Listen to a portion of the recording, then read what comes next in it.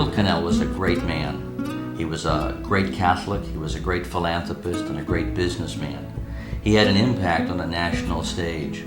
When he succeeded beyond anybody's wildest imaginations, he never forgot where he came from. He was deeply invested in the community of West Lynn. He was deeply invested in St. Mary's High School, and he really came back to rebuild the place that had given him his start.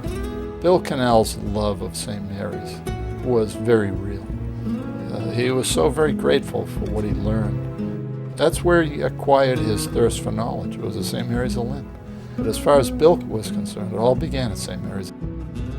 When Bill was at St. Mary's, he was here at a time when the sisters took no prisoners.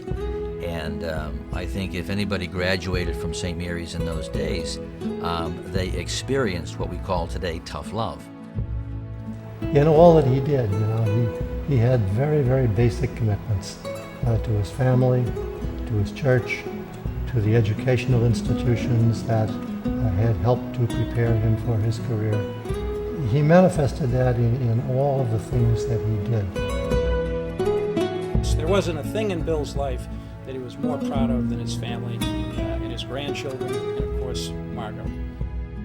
Bill was rather a unique kind of guy. He was kind, he was thoughtful, he was generous, and he was very, very smart. His gift of gab was terrific. His short stories, his jokes, his one-liners made everyone smile. It's just the way he believed. Life was that simple. Be a good person, do your best, and go to Mass. Dad was famous for his 3 rules. Be good, do your best, and go to Mass. Kept it pretty simple. Yeah, he kept it pretty simple. I know everybody's talked about Dad's 3 rules. Do your best, be good, and go to Mass. But there were actually 4 rules, and the 4th rule was we must eat lunch at noon. It was military precision on when we had to be on the tee box to get off and play some golf.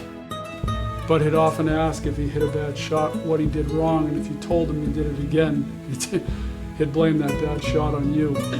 He had a steel trap mind for jokes and stories, and was something that was always a joke among the family. We always talked about writing the Bill Connell library of jokes. There's a lot of things that remind me of him, especially on the golf course. Every time I hit the ball into the woods, it always seems to pop right out.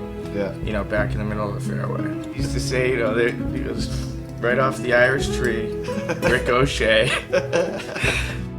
Working for the company and traveling to the factories and facilities in the Midwest and meeting all the workers there who, whenever you meet them, they have something nice to say about my father and how he, they felt like he really cared. Just to make sure no one felt left out ever. Everyone that he knew got to go along for the ride. Not just his incredible beneficence to St. Mary's, but just the kids he grew up with. The fellow that wound up doing all the family insurance was a childhood buddy. Owen Lynch, who took care of all the legal, was somebody he knew from day one. That was him.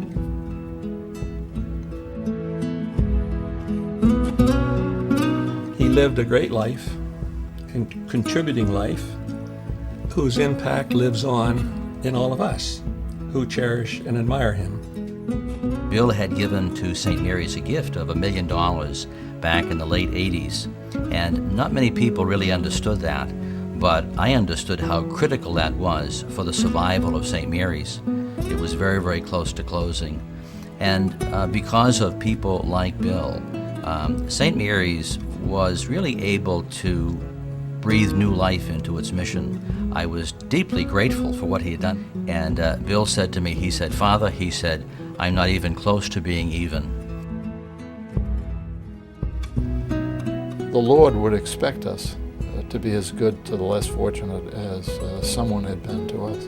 When he had the opportunity to now shape the future of St. Mary's, he stepped up to the plate in just a remarkable way. Bill's $5 million gift has really put St. Mary's on the map. Shortly after we finished our strategic plan for St. Mary's, I met with Bill to talk about our plans for the future. And he said to me, Father, he said, you have to think in terms of brick and mortar. I mean, he really supported the institutions and furthered the institutions that he was committed to and that he felt had had a part in shaping his own career and his own personality as a Catholic father, husband, and business person. I think we all feel blessed, me as well as everybody in our family, to have spent some time with a guy who was just a great person. He was a great mentor, great friend, great father. When you look at major professional sports teams, you have the best in the world. Maybe the best in the world, say, in basketball, the best in the world in hockey. And suddenly along comes a Larry Bird, you know, and he's head and shoulders above the best in the world. Or a Bobby Orr, you know, he's head and shoulders above the best in the world. And, you know, Bill was that type. Bill had great affection for his mother and father, and he waxed eloquently about the poor kid who sold newspapers in McDonough Square, the incredible influence that his parents had, particularly his mother, on his growth and development, the lessons that he learned. And as I think about this library, and as I think about Bill's desire to name the library after his parents, it fits together like a hand in a glove.